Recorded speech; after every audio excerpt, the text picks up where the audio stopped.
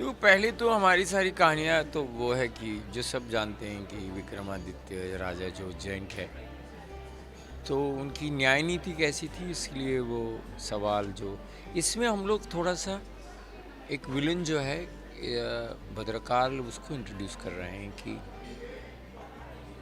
बेताल बना क्यों बेताल, तो उसकी बैक स्टोरी है और मेरे ख्याल से बहुत ही मायने रखती है। कारण कि वो बेताल क्यों बना, एक पुण्यात्मा था, एक विष्णुगुप्त नाम था और भद्रकाल के कारण वो बेताल बना है।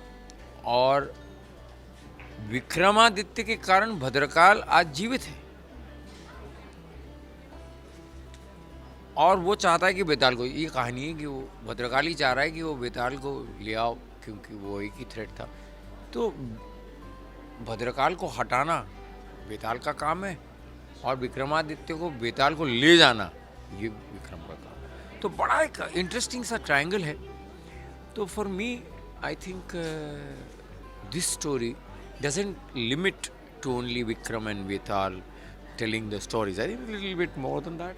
देखिए, जब आपको बताया जाता है कि बेताल आप कर रहे हो, आप बड़े खुश हो जाते हो, है ना। और ये भी बताया जाता है कि आपको क्रोमा फ्लोर पे करेंगे हम स्पेशल इफेक्ट्स, आप बड़े खुश हो जाते हो। लेकिन वहाँ पर जाकर अच्छा आपको ये भी बताया जाता है कि आप, वो तो हम लोग तेल लगाने वाले हो, वो आ जाएगा। लेकिन वहाँ जाके जब केबल से लटकाया जाता है आपको, और केबल से लटकाया जाता है वो तो ठीक है, उसके बाद आपको ये भी बताया जाता है कि केबल से आप आओगे, अब उल्टा जो आ रहा है वो आदमी मार्ग पे कैसे आएगा, वो तो केबल वाला करेगा, जो करना है वो करेगा। अच्छा, तो अब वो कंट्रोल तो मेरे हाथ में नहीं है, तो कभी कभी उसकी मिस्टेक की वजह से फिर से चल रहे, तो आप तो लटके ही पड़े हैं। उसके बीच तो स्टॉर्म फैन भी चल रहा है, तो उससे भी आप हिल रहे हो और उसके बीच आपको डायलॉग बोलने हैं। तो थोड़ा सा मुश्किल काम है लेकिन करने में मज़ा आया ये, क्योंकि हम अक्सर देखते हैं हवा में उड़ते हुए लोग फॉरेन की फिल्मों में, तो आप खुद को मौका मिल रहा है ना, तो थोड़ी मेहनत तो करनी पड़ेगी और वो भी कॉमेडी होगी उसमें। मैं जहाँ भी होऊंगा वहाँ कॉमेडी होगी। मुझे याद है राम गोपाल वर्मा ने मुझे सत्या रिलीज़ होने के बाद एक फ़ोन किया था, इरोस में उन्होंने देखी थी, उन्होंने कहा मेरी समझ में नहीं आ रहा, तुम पहली लाइन बोलते लोग हंस देते हैं, ऐसा क्या है।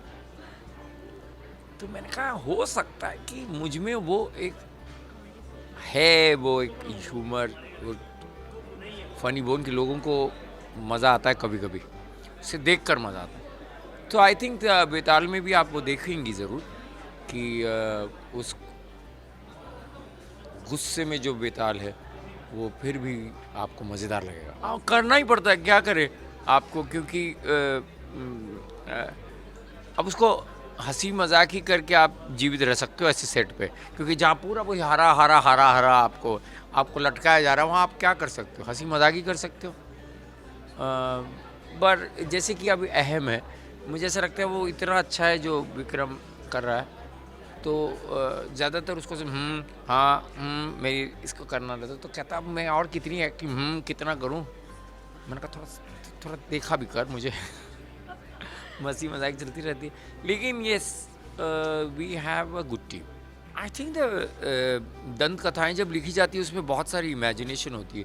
मुझे लगता है आज वो दौर है जहाँ पर स्पेशल इफेक्ट्स है, वो इमेजिनेशन आपको दिखाई जा सकती है।